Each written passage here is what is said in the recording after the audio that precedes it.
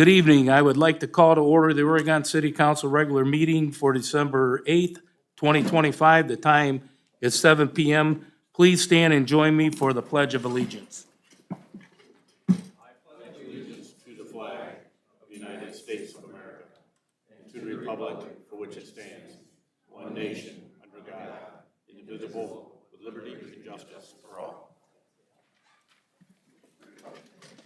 Thank you. Ms. Snyder, would you please take a roll call vote of members present? Mrs. Ackerman? Here. Mr. Drake? Here. Mr. Horniak? Here. Mrs. Pauloff? Here. Mr. Reeves? Here. Mr. Wallensack? Here. Thank you, Ms. Snyder. Also present at tonight's meeting is the mayor, our city administrator, Joe Major, our clerk of council, Josette Snyder, the law director, Melissa Papora, public service director, Paul Roman, our police chief, Brandon Began, our assistant police chief, Ryan Spangler, our fire chief, Clayton O'Brien, and our assistant fire chief, Mark Mullen, and our finance director, Nick Roman. Our first order of business is to approve the meeting minutes from November 24th, 2025's regular council meeting. Council. Mr. President, Yes, Mrs. Pauloff. so moved. Thank you, Mrs. Pauloff. Second. Second by Mr. Drake. Thank you, Mr. Drake. Does anyone have any objections? Hearing none, meeting minutes are accepted as presented. Next on the agenda are persons and delegations. Okay. First up will be Lenny Fetterman. Mr. Fetterman, if you would, please come up, name and record for an address for the record. Good evening. I'm supposed to do what now? Name and address, Okay. please. Good evening. I'm Lenny Fetterman and reside at 3144 Seaman Road. Most of you know that my loving wife, formerly the Honorable Mayor Marge Brown, recently passed away. I would like to ask the people in this council room if they read her obituary that she wrote herself, and did you happen to see WTOL Channel 11 feature story? If you did not see it, please take a minute to pull the story up via the internet, because you would see what a true public servant is. I would like to talk about the difference of a public servant, which the Honorable Mayor Brown was, and a politician. A public servant, I do believe, serves the people who elected them, whereas a politician serves themselves and their own agenda, not what the public or electorate voted them into office to do. This was the golden rule Mayor Brown was mindful of while serving the citizens of Oregon.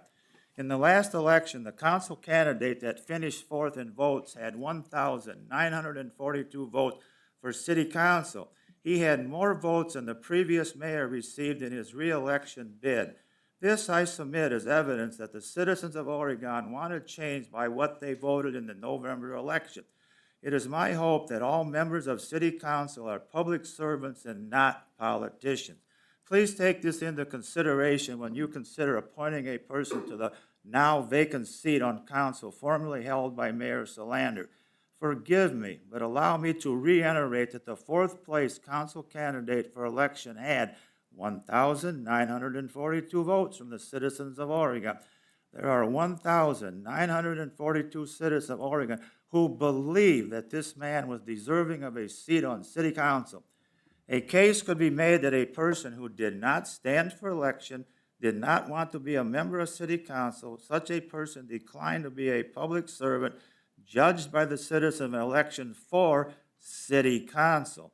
I hope that Oregon City Council votes with honesty, dignity, and integrity when you consider whether to appoint someone to that vacant seat or not.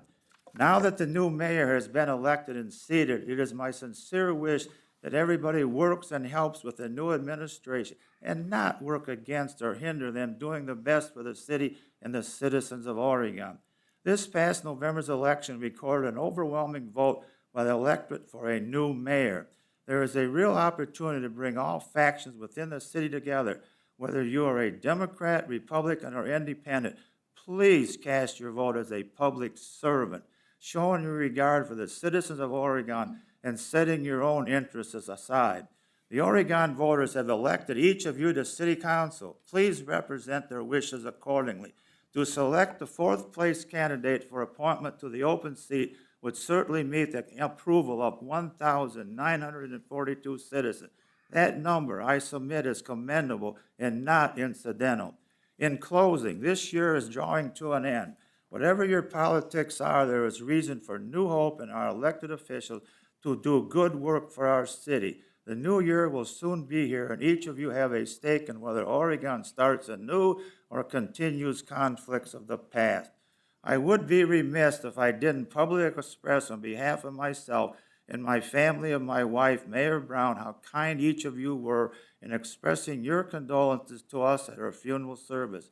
So many citizens, city of Oregon leaders and employees took time to pay their respect, and it was quite notable, and we are grateful. Ask yourself, what would Marge do? Are you a public servant or a politician? I still think I have time. May I approach and hand this out to the Honorable Council and Honorable Mayor? Please feel free to. Okay, thank you.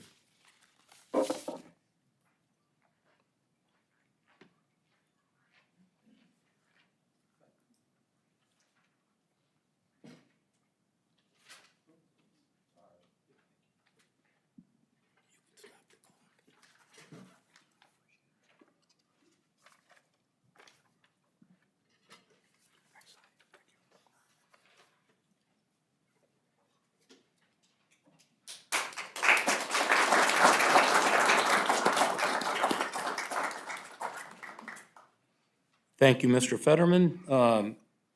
Up next, Connie Trudell. Connie, please name and address for the record.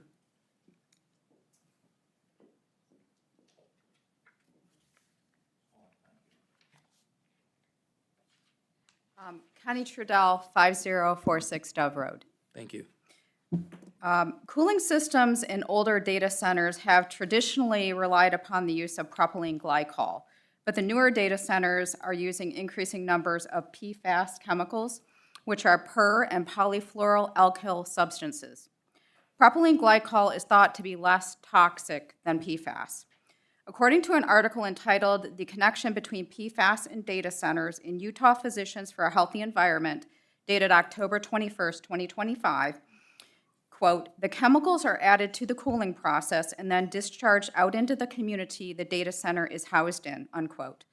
PFAS chemicals are also used in the electronic equipment, semiconductors, cables, and pipes contained in data centers. PFAS are a group of about 16,000 different forever chemicals, meaning they don't break down readily and linger in the environment, contributing to extensive contamination. They have been found in the bloodstream of humans, as well as in animals, water, soil, and foliage. PFAS have been linked to adverse effects in humans and wildlife, and these effects are cumulative. Some of the health effects in humans linked to PFAS include renal, liver, pancreatic, and testicular cancer, as well as other liver and kidney disease, immune system disruption, fertility and developmental issues, and endocrine disturbances. According to an article entitled "Advocates Raise Alarm Over PFAS Pollution from Data Centers Amid AI Boom" by Tom Perkins in The Guardian, dated October 4th, 2025, quote, "No testing for PFAS air or water pollution has yet been done, and companies are not required to report the volume of chemicals they use or discharge." In addition, the same article reports that disposal of equipment from data centers containing PFAS waste is either in landfills or through incineration, leading to further environmental contamination and unknown health effects. My first question is, are PFAS chemicals going to be used in the cooling system of the proposed data center in our community? Mr. President, Mr. Major. Ms. Trudell, we will have to check with the developer. Okay. If they are in fact going to be used, how will the PFAS chemicals be regulated and discharges mitigated? Mr. President, if I could. Mr. And we don't know, we haven't seen the design, and we're not even close to that at this point, but these are all good questions, okay? And I think it's something we need to ask when we're looking at it. From what I understood on the closed loop system, it was just glycol being added. But again, you don't know until you meet with the designers and go over the design, and we'll ask those questions. They're all good questions. We don't want PFAS. For those of you who toured the inside of a data center, what did you learn about PFAS pollution? Mr. Major? Mr. President, again, we didn't get into that level of detail. It was more for the firefighters and learning about what it takes to fight a fire inside of a data center. So during that tour, that was the basis for the tour. So, Mr. Mazur, did you ask any questions on your own? It was, we were with a facilities manager, so he wasn't able to answer a lot of the questions that were out there. And quite frankly, it was just it was a tour just to kind of get a feel for what was inside of the building, so. Okay. There's another tour scheduled, I understand, coming up? Mr. President. Mr. Mayor? Not yet. We're still finalizing the date on that. So as of right now, we don't have one scheduled, but it's being scheduled, yes. Okay. So when you do receive answers to these questions that I just posed, will that information be made public? Yeah. Okay. Thank you. Thank you, Mrs. Trudell. Up next, Jim Davis. Mr. Davis, name and address for the record.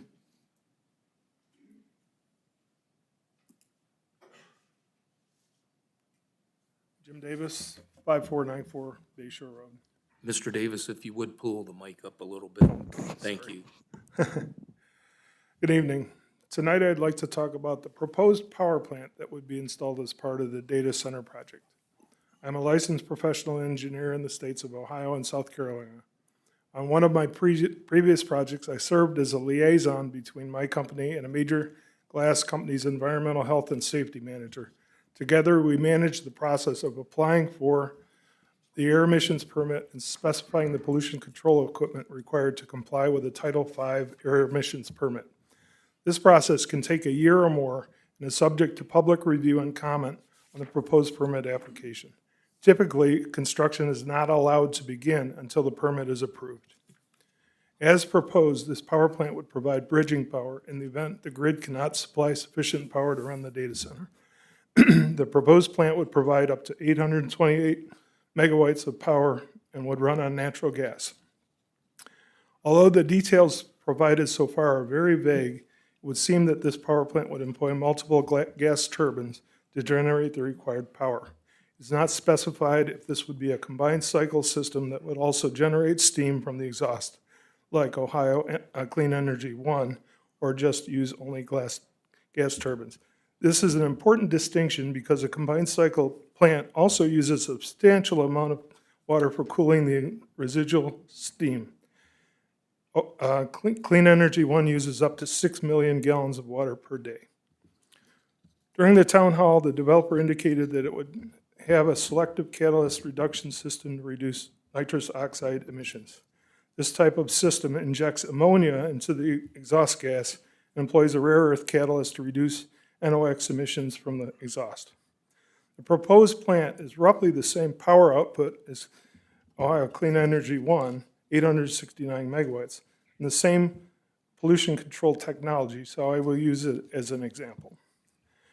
Clean Energy 1's EPA permit allows up to 193 tons per year of CO2, 193 tons per year of NOx, 252 tons per year of particulates, 38 tons per year of SO2, 79 tons, that's sulfur dioxide, 79 tons per year of VOCs, volatile organic compounds, 13 tons per year of sulfuric acid, and 173 tons per year of ammonia, all of which totals almost 3 million tons per year of greenhouse gases. There is a large amount of documentation on the health effects of these pollutants. These pollutants drive smog and soot formation that damage lungs, hearts, and blood vessels. Exposure to submicron particulates and ozone from fossil fuel combustion is linked to higher rates of asthma attacks, chronic bronchitis, heart attacks, strokes, and premature death, with evidence that power plant pollution harms nearby communities the most. The developer stated in the town hall that they plan to address greenhouse gas emissions by purchasing carbon credits. That does not mitigate the potential damage to the health of the citizens of Oregon and to the local environment. The American Lung Association and other health groups have specifically warned that gas-fired power plants and turbines can worsen asthma and cardiovascular disease, particularly for children, older adults, and people with existing heart or lung conditions, groups that are common in Oregon, actually. I would like to remind this council that there are 3 schools within a 5-mile radius and 2 additional schools within a 1 minute. 10-mile radius. When we talk about the financial benefits of local schools, we need to also consider the detrimental effects on the health of our students. This council should also consider the additional emissions from the already planned Ohio Clean Energy 2 that will release an additional 1.5 times the amount of Clean Energy 1 and use an equal amount of water for cooling. City Council and this administration's primary responsibility is to ensure the health and safety of its residents. Economic development and the money it brings are important, but I need to ask you this question. Is it worth endangering the future health of our children and citizens for the relatively small annual revenue that it may create? Thank you. Thank you, Mr. Davis. Next, Laura Davis. Name and address for the record, please. If you need to pull the mic down, please feel free to.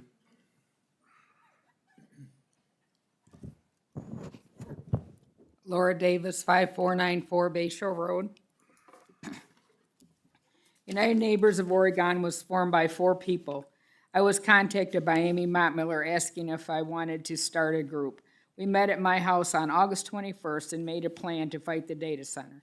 Since then, we have increased to 377 on our Facebook group. We have a GoFundMe, a bank account. Newt Huber contacted us to join the fight. He has been a diligent supporter by delivering signs that he bought and distributed. And he was out there tonight with this sign also. We appreciate everyone who has joined our group, shown up for rallies, town hall meetings, picketing, Facebook posts. Some underestimate the UNO group. It's only 4 people. It's not just 4 people against the data center. It's a whole community. My observation is that the only ones who are all in for are those who stand to gain financially from the data center. These people put money and greed ahead of the concerns of the citizens that have regarding financial and environmental effects on our community. After the data center is over, we hope it just goes away. UNO will still continue to address the concerns of the citizens. If the data center does go through, we will speak up and fight for the restrictions on things such as noise, construction, traffic, power rates, and usage, to name a few. The UNO group is a voice for the community, not only for the data center, but for future issues. The United Neighbors of Oregon is a community in a community. We have met people we would not have known. I thank the Oregon citizens who have joined us in the fight. United Neighbors as one, together getting it done. Thank you, Mrs. Davis. Up next, I believe it's Leanna Netchkoff. Leanna Neshkoff, 5536 Eagles Landing Drive. Thank you.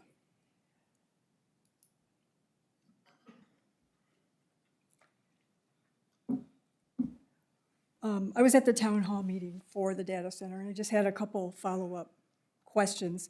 The first one was, what, if anything, is being done to accurately assess the environmental impact of this data center on the surrounding areas, which includes our wetlands, state park, and the lake? These concerns were raised at that town hall meeting by a young lady who was an environmental specialist who actually had a packet of information for the gentleman who was speaking up on the stage. I don't know if he ever got that packet, and I don't know if he was going to look into any of it, but it did talk about the wetlands, et cetera. He did say something about wetland credits could be offered, but how is that going to benefit us here in Oregon if we lose the wetlands that we have? The next question was regarding the load study. I know a lot of things are contingent on that load study. We're waiting for that to make sure that we can do the economic development agreement, all these other things. Is it completed? Is it near completion? Are we going to hear about when it's completed? I also understand that Oregon Clean Energy is now owned by Indiana Power. And how does that affect anything to do with this new data center? As well as how does that affect us here? I know that we're in a collective where we purchase power and sell power all outside of ourselves within multiple states. The gentleman who is here who spoke, who was the president of the power plant, was very clear on how that all worked. But it seems to me that one of the reasons that this site was chosen was because of access to power.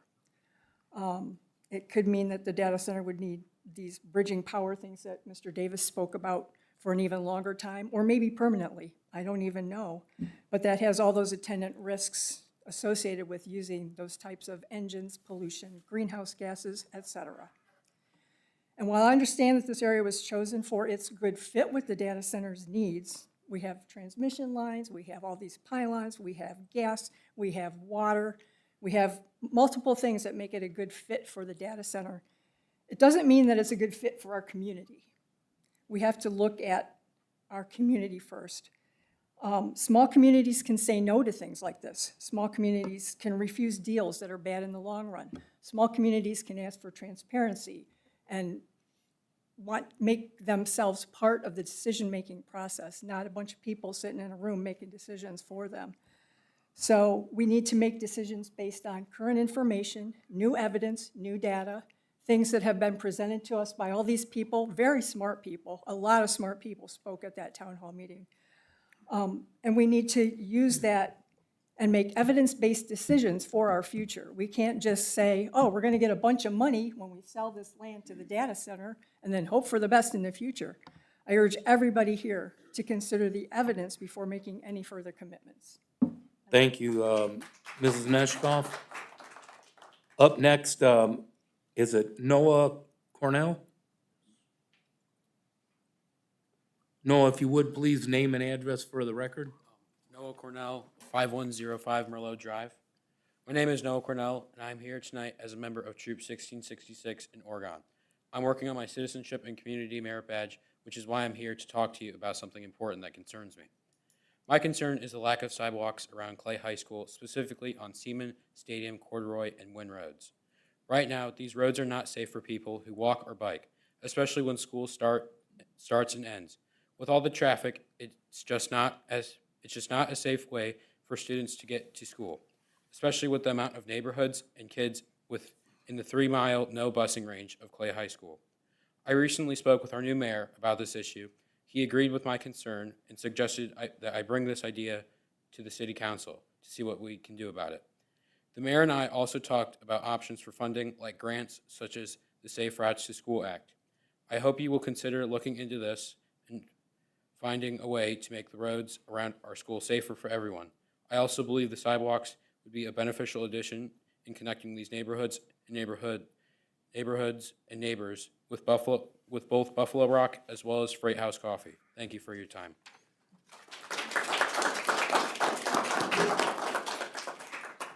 Thank you, Mr. Cornell. Up next for us is Paul Rashley. Mr. Rashley, if you would, name and address for the record, please. Hello, I'm Paul Rashley, 5211 Seaman. I speak for ancient Greece and democracy and the 1942 that did vote for Tom. I'm hoping, and we are all hoping, that democracy, the voice of the people, it's, in my opinion, common sense. So we just hope that you all consider that when you're electing Tom. We appreciate it. Any questions from y'all? Okay, thank you.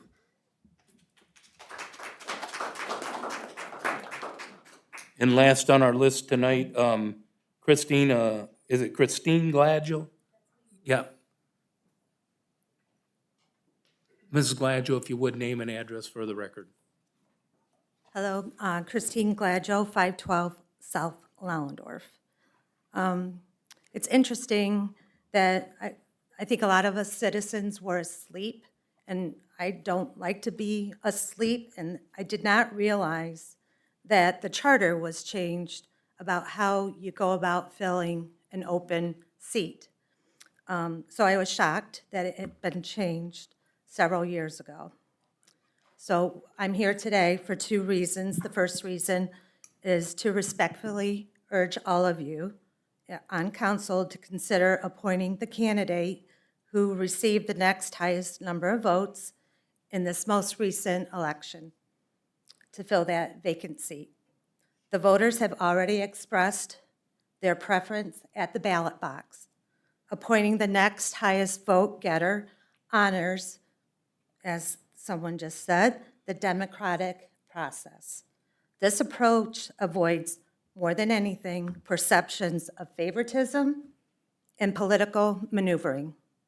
It relies on an objective, transparent metric, which we have voiced and did not feel that we have been given transparency. The vote is that metric. It counts. This ensures that the vacancy is filled by someone who has already demonstrated community support. So that's that option. My next issue is a financial issue, which I'm sure you guys are shocked by. And I believe, Mr. Mazur, in 2022, you entered into an employment contract with the city of Oregon.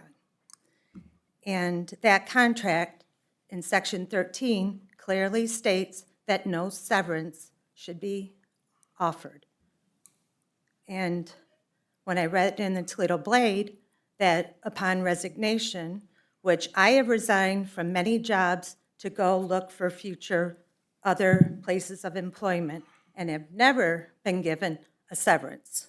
So I'm a little upset that you're leaving us and getting a severance when you entered into a contract that specifically states a severance should not be paid. It really makes me mad because the mayor, the prior mayor, said that we were in financial dire straits, and now you want to walk away with $40,000. It really makes me mad. So how is that even legal? You're setting a precedent. This is not good use of public funds. How did that happen? When someone resigns, how do you give them a severance? Mr. President? Yes, Mrs. Purpura.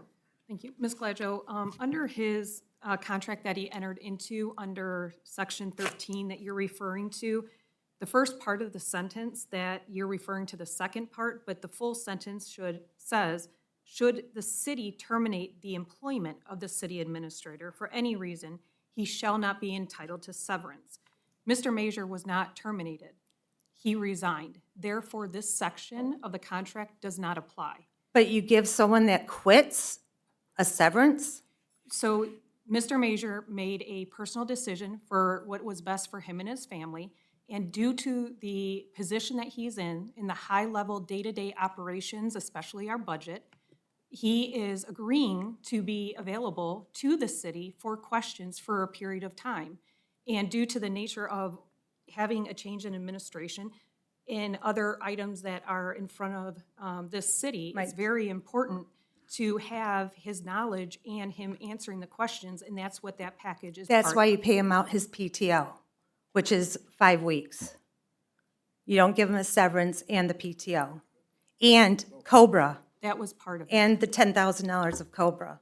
It's ridiculous, and it should not be done. It's not a good use of public resources. And I would like to file a complaint and have an outside legal counsel review that. It's our money.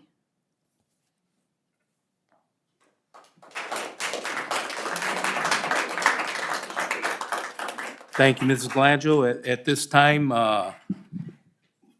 council, we need to add items 191 of 2025 through 194 of 2025 to tonight's agenda. Can I seek a motion to add these items to the agenda? So moved, Mr. President. Thank you, Mrs. Pauloff. Do we have a second? Second. Second by Mr. Drake. Thank you, Mr. Drake. Council, are there any objections? Hearing none, item 191 of 2025 through item 194 of 2025 have been added to tonight's agenda. The first item on the agenda for consideration and passage is item number Point of 191 of information. 2025. Point of Please. information, Excuse me? point of information. Okay. The gentleman was trying to get your attention and you just blew right through Well, him. first Could of we all, not I'm hearing disrespect him? impaired. Oh, I'm sorry. I do not hear Okay, well, well. that's, we tried to bring it to your attention that he was talking, so like, just, can we pause?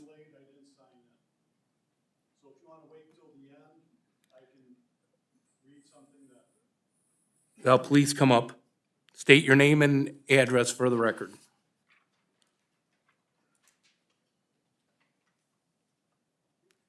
Please put 5 minutes on the. Paul J. Gibbs, 3145 Dogwood Drive, Oregon, Ohio. I'm going to read something to you that somebody brought to my attention, and it's very concerning, okay? Because this is the information that's out there on social media. This person says, I'm going to be real for a second because the vibe in this community lately, it's not normal, and it's definitely not healthy. The way some people are acting over data centers has gone way past concerned citizen energy and straight into this is becoming someone's whole personality.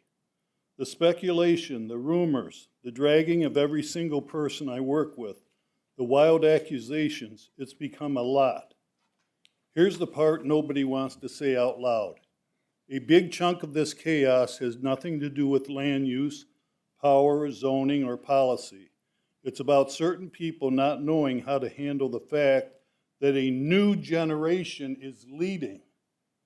And instead of adapting, they default to outrage, conspiracy, and control. Meanwhile, the hostility has been unreal. People taking pictures of my kids in public, people threatening speakers at town halls, I'll take him out, was actually said out loud. People attacking me for raising money for nonprofits, like helping people is now controversial. Make it make sense. In all of this noise, you know what I haven't heard once? A solution, an alternative, a real plan, a meeting about other energy options, a conversation about what could be built instead. Nothing, zero, just vibes and chaos.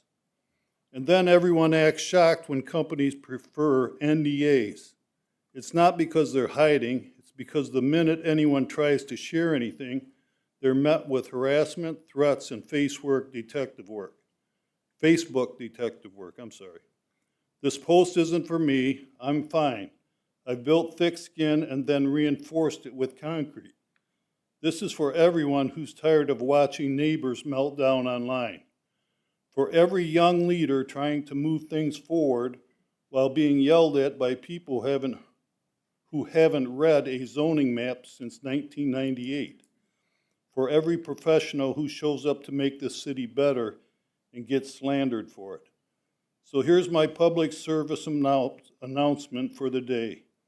Talk to your parents, talk to your grandparents, hand them a cup of tea and gently guide them away from the keyboard. Tell them collaboration still exists.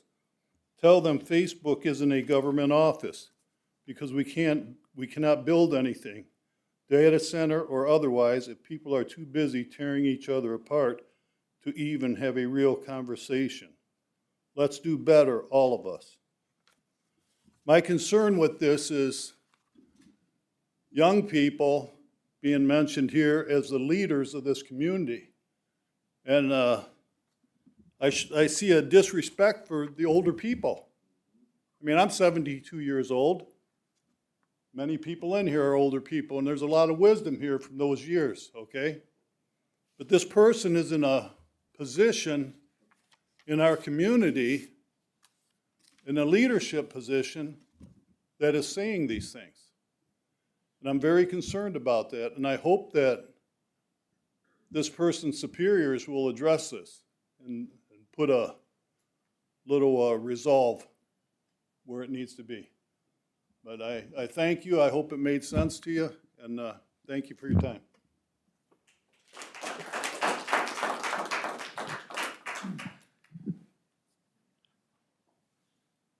The first item on the agenda for consideration and passage is item number 191 of 2025, being presented by Mayor Salander and Police Chief Brandon Began. Chief Began, please feel free to present both items if you would like to at once, and we will vote on them separately. Thank you, Mayor, Mr. President. We're bringing forward two ordinances for the purchase of 2025 Jeep Grand Cherokee to be used for unmarked purposes for the Oregon Police Division. These vehicles will be detectives' vehicles. Bauman Ford in Oregon was able to provide quotes that were better than state pricing for both vehicles. Even though they're coming from, one's coming from the Fremont lot and one is coming from the Port Clinton lot, the transaction will take place with Bauman, Oregon, through their corporate entity. We did budget $60,000 per vehicle, and both prices are well under. One's at $42,564, and the other one's at $44,446. This would also be cheaper than the Ford Interceptor models that we used, and we think it's better purpose for the type of work that we'll be doing with them. Be happy to answer any questions. Thank you, Chief. Council, any additional questions or for Chief?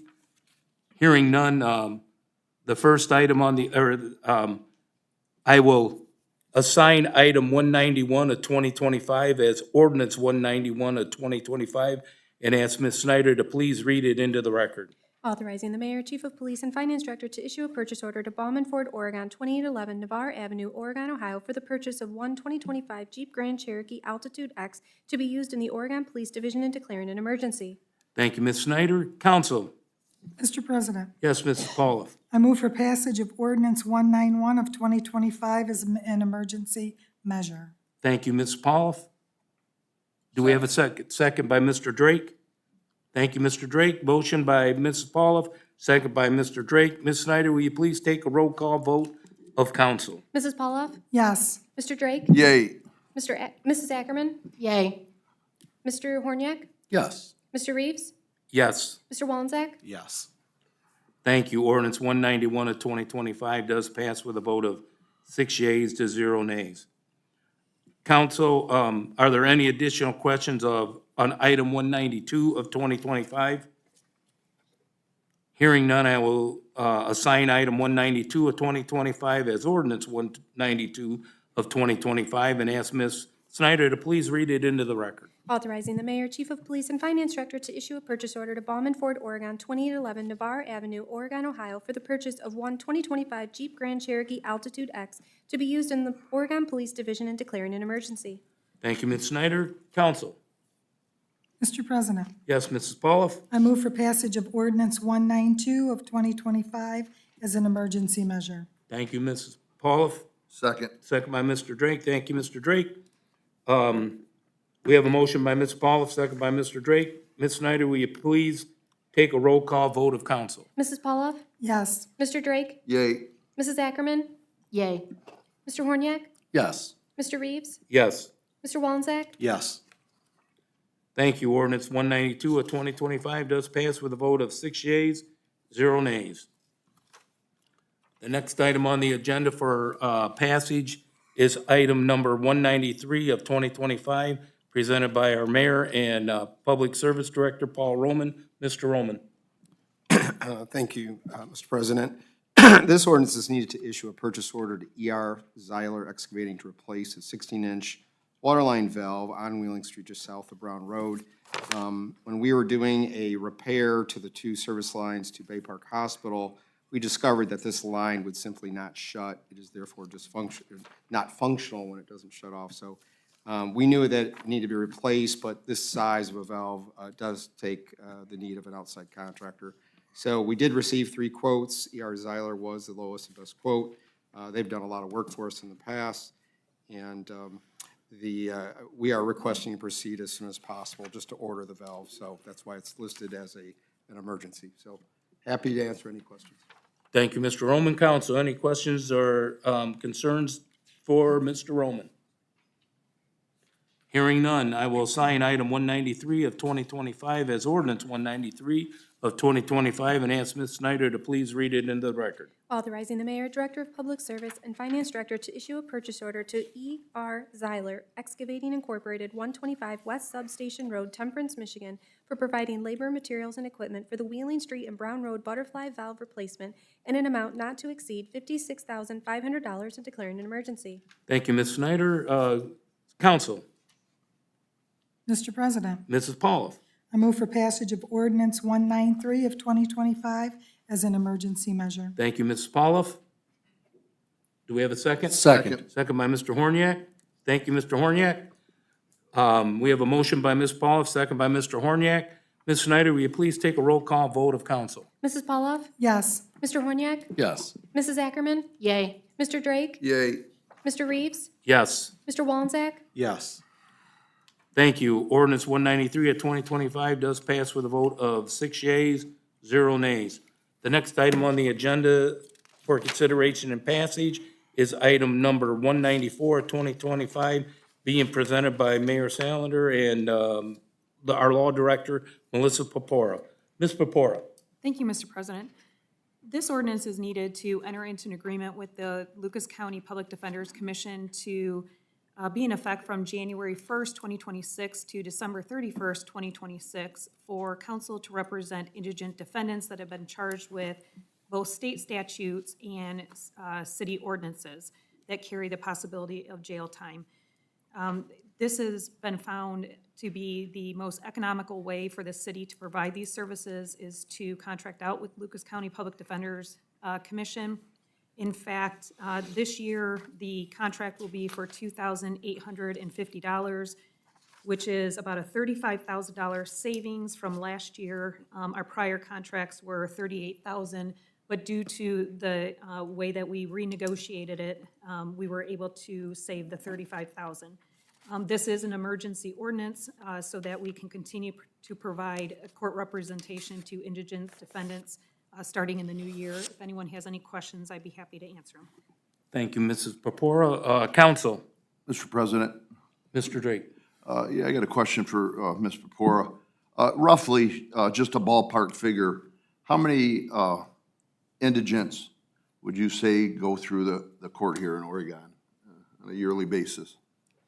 Mr. President, Mr. Drake, I would guess that 85% of our cases are indigent individuals. All right, thank you. Thank you, Mr. Drake. Any other concerns or questions for Mrs. Pepora? Hearing none, I will assign item 194 of 2025 as ordinance 194 of 2025 and ask Ms. Snyder to please read it into the record. Authorizing the mayor and finance director to enter into an agreement with the Lucas County Public Defender Commission to be in effect from January 1st, 2026 to December 31st, 2026 for counsel to represent indigent defendants charged with violations of municipal ordinances of the City of Oregon and declaring an emergency. Thank you, Ms. Snyder. Council. Mr. President, Yes, Mrs. Pauloff. I move for passage of ordinance 194 of 2025 as an emergency measure. Thank you, Mrs. Pauloff. Second. Second by Mr. Drake. Thank you, Mr. Drake. Motion by Ms. Pauloff, second by Mr. Drake. Ms. Snyder, will you please take a roll call vote of council? Mrs. Pauloff? Yes. Mr. Drake? Yay. Mrs. Ackerman? Yay. Mr. Horniak? Yes. Mr. Reeves? Yes. Mr. Wallensack? Yes. Thank you. Ordinance 194 of 2025 does pass with a vote of 6 yeas to 0 nays. Having considered all items on the agenda for this evening, we will now move on to the mayor's report. Mayor? Thank you, Mr. President. We're going to start off here with, you've got a few, got a resignation and a retirement here. So first is we have a resignation from Joel Fry as a part-time firefighter 2 paramedic in the fire department, and that'll be effective December 9th, which should be tomorrow, 2025. Thank you, Mayor. Council? Mr. President, Yes, Mrs. Pauloff. I move to concur with the mayor's acceptance of the resignation of Joel Fry as a part-time firefighter effective tomorrow, December 9th, 2025. Thank you, Mrs. Pauloff. Do we have a second? Second. Thank you, Mr. Drake. Council, any objections? Hearing none, mayor, council concurs. Thank you. And the next we have here, a notice of intent to retire by Sergeant Ken Reno. After 34 years of dedicated service to the Oregon Police Division, this will be effective February 7th, 2026. So first, I do want to very much thank Sergeant Reno for those 34 years. That's impressive and very much appreciated. Thank you. Thank you, council. Mr. President, Mrs. Paula. I move to concur with the mayor's acceptance of the retirement of Ken Reno, excuse me, effective February 7th, 2026. Thank you, Mrs. Paula. Second. Second by Mr. Drake. Council, any objections?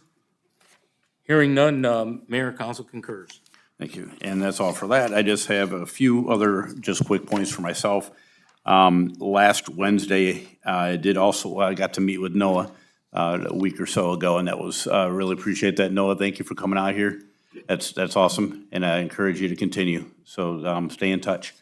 And also, I did meet, along with Councilman Drake last week, we met with a group of Boy Scouts, Cub Scouts, and Webelos here in the conference room there, and they got to go through, and we talked with them about just about the elections and brought them out here and let them check out here and so forth.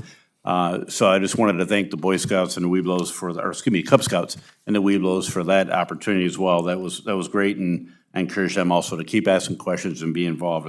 It's outstanding. And finally, I just wanted to, we had the lighting of the tree this last Saturday, and I wanted to just thank Tim and Hank and everybody out there that had a part in that and getting it together and planning it and putting it all together. Everybody who assisted with the decorations down the hall. If you haven't seen them, you definitely want to take a look. I had to say my personal favorite is the Festivus pole, but so check it out. So thank you for that. And it was a cold night, but the dancers out there, that was impressive. And with the cold, I just want to also I want to thank the police and the fire and the streets department and all who had to work in this weather out there. We don't understand sometimes what it's like to be out there, but it's rough, I know, and I appreciate it. So thank you. And that's all I have for my report. Thank you. Thank you, Mayor. Mr. Major. Thank you, Mr. President. Just as a follow-up, there was a question about a planning commission item. We did follow up with the homeowner, and they're okay with the no decision that will take effect, and it won't affect they're still allowed to turn in their building permits and everything in the process, so they'll be okay. And as a follow-up to the town hall meeting, I did speak with the developer today. There are several questions that they're still working on. It was the Thanksgiving break, so they checked out for a little bit with family. So they're going to get back to answering some of these questions. They have to do with frequency versus decibel limit, and the wetlands / habitat loss, the urban heat island effect, and the ammonia issue. And we will certainly add the PFAS question to this list as well. And just wanted to give a shout out to Noah Cornell for posing that question and identifying that as an issue that we should be looking into. So much appreciated, and any help, any eyes out there we can get is always helpful and welcomed. So thank you. That's all I have, Mr. President. Thank you, Mr. Major.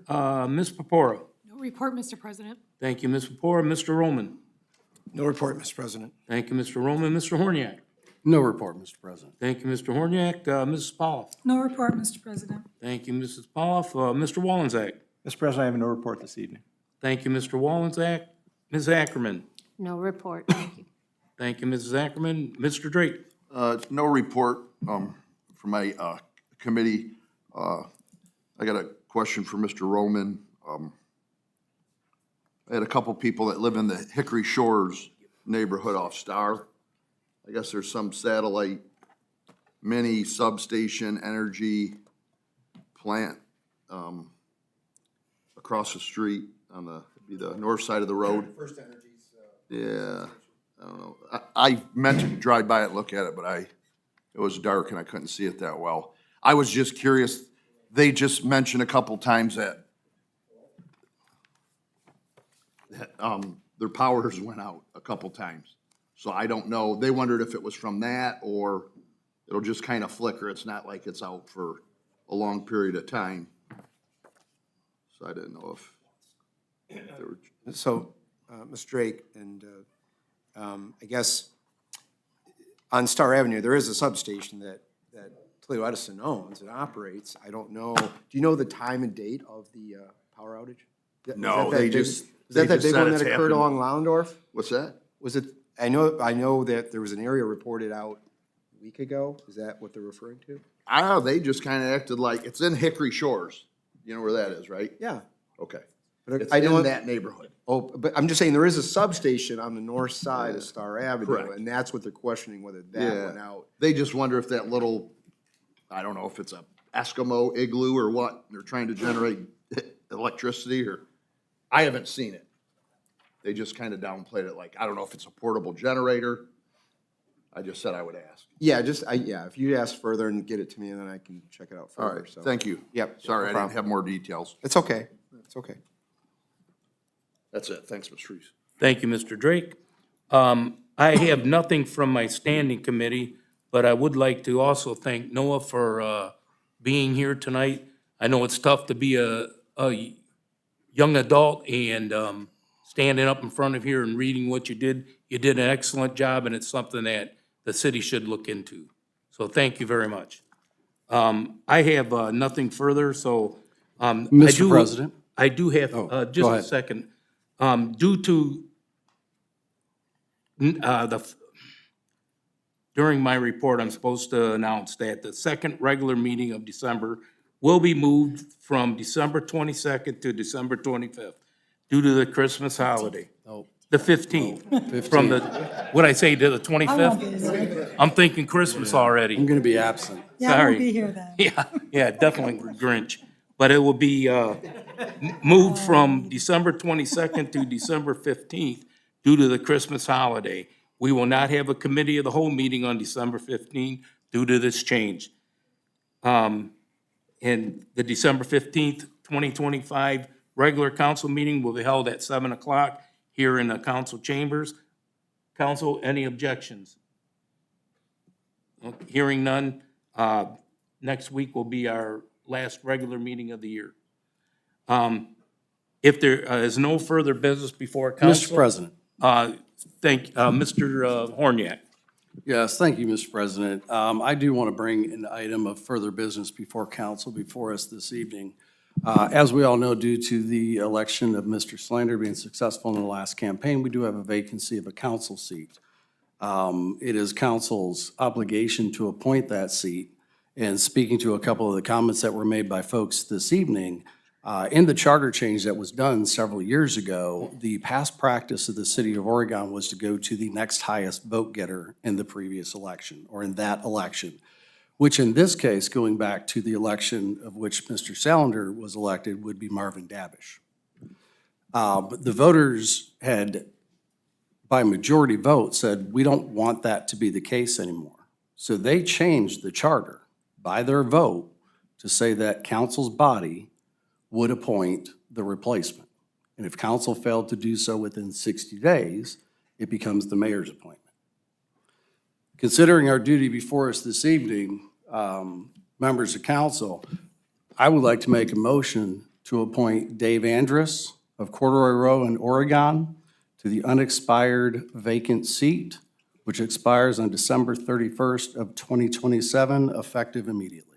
Parliamentary inquiry, please. Ms. Purpura, Excuse me? parliamentary inquiry, please. Yes? Since there's really no precedent, like when, that's what I'm asking Ms. Purpura for clarification per our charter or Robert's rules, or is it just, there's no discussion? This is the first I've heard this name. So maybe others have, if there are others on council who have heard the name already and there's been discussion amongst them about this individual, I think it would only be fair that either we table it to the next meeting or we have a discussion now about who the person is. And, I mean, I've had zero time to consider it. I've never heard the person's name, so you could have just, is that how we're gonna do it? We're just gonna, somebody pulls a name out and then we're expected to vote on somebody we don't know? Mr. President, Ms. Ackerman, council can make a motion and can nominate a person, and if majority votes for that individual, then they would be elected to that seat. So there's no discussion about such a serious issue, or has there been discussion among some council people and not others? Because I think that we do feel that, have you, has Councilwoman Polliff or Councilman Wallensack or Council President Reeves or Councilman Drake? Not me. Have you heard this name before? Has this been discussed President? among you? Not to me. Mrs. Pauloff. I've heard this name before, and with you being on council for 2 years, I'm surprised you haven't heard this name before. Me too. Because, well, he's been on the Board of Zoning Appeals for 14 years. But not as a candidate for council. I mean, I have not had to go and interact with him on zoning. So what I'm saying, you were aware that he was going to be nominated? He was going to be submitted? Yeah, I was aware. Okay, Mr. Wallensack, you were aware ahead of this meeting that he was in the running for this position? Councilwoman Ackerman, I had over 20 people contact me over the course of the month, and he was one of the names that was contacted and I spoke with, yes. Okay, and nobody ever thought to like speak to any other, or have any kind of discussion with the rest of the council people? So, Mr. Reeves, were you aware? Yes, I was. So I that's have- that's four of you that had discussions or interactions about an individual that you wanted to put forth? Is that a sunshine violation? Order, please. Mr. President, Mr. Drake. I nominate, Well, first of all, we have. no, No, I got the floor. No, you don't, You Mr. recognize me. All We right, have- go ahead. Mr. Drake. Go ahead. We need to have a second on the first motion. Then you can make your motion. Is that true, Ms. Pepora? You would need a second, and then you would then you would go into a roll call before that. Second. Second by Mrs. Pauloff. Yep. Mr. Horniak made the motion. Mr. President,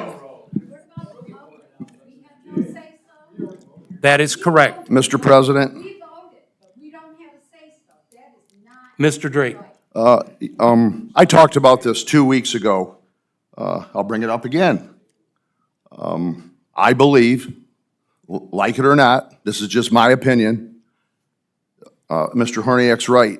It was a charter change. I believe 8 votes passed it. However, the majority of the people, I'm out and about a lot. I haven't got 50 phone calls, but I can guarantee you, I've talked to a lot more people than 50. 90% of the citizens I talk to, they bring it up to me. I don't bring it up. They believe the intent was for the next, the next group of council, not the current one, because like somebody said earlier, the citizens spoke. Therefore, my opinion, and I'm just one person, it should go that way. I'm like Miss Ackerman. I've heard the name Andres. I had a teacher, Miss Andres. Other than that, I have no idea who it is. I don't believe there's a litmus test where we have to know every citizen that walks in here. I wish I did. However, I believe that, like I said before, Tommy took the time to get the signatures, to pay the $45. You open yourself and your wife up for public humiliation, whether you have debt, credit card, how bad your credit was, your credit score, da-da-da. And like most people say, and I can't speak for all of them, most people tell me at least he had the guts to run. He spent the money, took the time, he had the guts. I have people, I had one guy call me, I had to tell him 20 times, there is no process right now. It sounds like there might have been a process down there, but sure the hell ain't up here, I can tell you that. So I just want to, I want to set that straight. Order, please. And then another point I want to bring up, we heard about the, and I have nothing against Mr. Major. It's funny how in the wee hours before the meeting, last meeting, all this was going around, and then all of a sudden, they come up with this package for Mr. Major. I'm not saying I'm for it or against it, but it's just funny how some people know what the hell's going on, and the other ones are like pumpkins alongside the road. So, it is what it is. People see that stuff. These people, I'll say this, the voters are not stupid, trust me. That's all I got to say. Thank you. Mr. Drake, thank you, and you did vote for, to accept the resignation. Yeah, but I don't know all the fine details. I guess that's what I should ask. Who was the mastermind behind it? Who came up with all of it? That's what I'm curious about. Sounds like Miss Ackerman was too. He was gonna be fired one minute, and a couple days later, oh, nope, here it is. We can fire you, or you can resign. Which one are you gonna take? Which one are you gonna take? And we have I still to this minute, I don't know what he did that he would deserve that to even be considered to be fired. And if somebody knows, maybe you should share it, because I think there's like strings being pulled and discussions happening, and I believe it's sunshine law violations of people talking amongst themselves. And if my understanding is, if it's 4 of you that have been doing it and leaving the rest of us out of the loop, that's wrong. And I know maybe that's the way you operated for years, but it's not going to be like that anymore. You've got to be above board, and to have such a, and this guy's probably a nice guy and everything. I'm sure he's a nice guy. I'm sure, that's not the issue. It's that you're taking that 2022 decision that went to the voters, and you're acting as though the next highest vote getter isn't even allowed to be in the running for it. You already made up your mind between yourselves. You came in here already knowing who you're going to vote for, when we haven't even heard the guy's name floated around, discussed, talked about, and you're just going to ram it through. I think that's the stuff that we're trying to get rid of, and that's, you guys own it. Mr. President. No, I can't speak? that is correct. Then why can't I speak? No. This is a railroad. You shouldn't Mr. even Letterman? vote because you got elected out. Yep, thank you. You got voted out. You shouldn't even vote. Thank you, Mr. Federer. Mr. President, Mr. Horniak. thank you. I do want to address some of the comments and concerns that were made, and Ms. Ackerman, the same to you. You haven't reached out to talk to me about any potential candidates or any potential process, have you? I think I've made it clear that I think the person who was voted by, what was it, 1,900 people? Yeah. Had you at any? I don't think. Mr. President, I believe I have the floor. There's been no discussion, No, except if down there. if the outcry or being interrupted by the people in the audience, we're going to ask you to leave. This is our meeting right now. So no, Mr. Lambrick, I'm asking you, please. I'm trying to be nice about this. Please stop talking amongst you. You can talk all you want when the meeting's over, but this meeting is being held right now. You guys need to stop. The next one that interrupts, I'm going to ask to be removed. Thank you. Mr. Horniak, you had the floor. Thank you. I do want to address the comment and concern as far as people that have been brought forward or considered. Tom Lambrick did talk to me on a couple different occasions. I believe his dad was trying to get to me last week. We didn't get to connect. I've had no less than 15 different people either suggested to me, reach out to me, or people that I've looked at and said, would you be interested in doing this? The difficulty in bringing people forward into process, and if council wants to adopt a process, then they have the ability to do so within the charter change that the voters approved. The change by the charter says at the time of the vacancy. council will approve by a majority vote a replacement for that seat. We are acting in accordance with that charter change. There are individuals that don't want to serve, that would be fantastic at it. Mr. Anders has served our community extremely well. He's well thought of. He brings a unique set of skills. He's a professional survey engineer. Right now, that's a pretty good expertise for us to have on board with it. It's not connected to anybody or anything that I do know. It is not politically motivated. The issue is finding the best person to fill a seat moving forward. Thank you. You people are bad, real bad. So with that said, Mr. President, Mr. I would call to Horniak, move forward. can I ask a question? Has Mr. Andres ever had a contract or been paid by the city of Oregon in any way?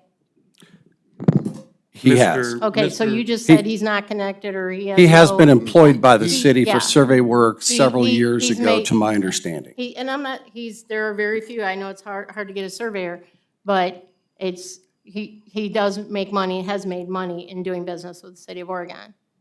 I just want that on the record. Okay. So did you guys, the four of you, between you discussed this before this meeting, whether by phone or email or whatever, but you've been in contact with one another, and so you just counted to four, and this is where we are, and that's it, right? Mr. President, Mrs. Paul. my process, and we all have our own processes, I had spoke to at least 10 people that came to me and inquired, and I asked people, what would you think about being on council? I've had 10 people that I've talked to. The one that I felt that was fair, not connected in any way, meaning there's no sides, very neutral, doesn't even have a Facebook account, doesn't even get into social media. And he has worked and dedicated 14 years for no pay on the Board of Zoning Appeals, talking with residents, helping residents, making decisions that go for the zoning. He knows the Book of Codified Ordinances. He is well-versed in how parliamentary works, and that's why I felt he was a very good candidate. So that was my choice. Didn't matter, I mean, do I bounce off people on a phone call and call Steve and say, what do you think, what do you think? Absolutely, yeah, we do that. Do we meet? No, we don't meet. You don't have to violate the sunshine law. If the four of you discussed this and you came to the agreement that you would vote accordingly, then that's a violation of the sunshine law. One by one, I don't think so. Ms. Ackerman, they would have to meet to violate the No, I sunshine laws. Miss, please stop. Thank you. He could have at least attended these meetings. I mean, and then I might know who he is. I mean, I know his name, but it's, where's, hello? It's right there. It's nothing personal. It's nothing personal. Congratulations. No, you don't Hey. need, no, it's Yeah. not personal, any more than it is. Thank him. Ms. not Ross, more than or it is Ms. for Tommy. Snyder, will you please, we have a motion by Mr. Horniak, a second by Mrs. Pauloff Mr. to, President, I just had a quick, just a comment, if you don't mind. That's tough. after we have a roll call. So I would like to encourage you to at least postpone it till next week. Yep. Yep. Will you please take a roll call vote of council for the motion that has been put forward for Mr. Andres for the next seat? Mr. Horniak? Yes. Mrs. Pauloff? Yes. Mrs. Ackerman? Nay. Mr. Drake? Nay. Mr. Reeves? Yes. Mr. Wallensack? Yes. Thank you. Thank you. But I will be back. You please, And we know where you all live. No, don't say that. may I please seek a motion to adjourn? So moved, Mr. President. Thank you, Mrs. Pauloff. Second. Thank you, Mr. Horniak. Thank you. This meeting is adjourned.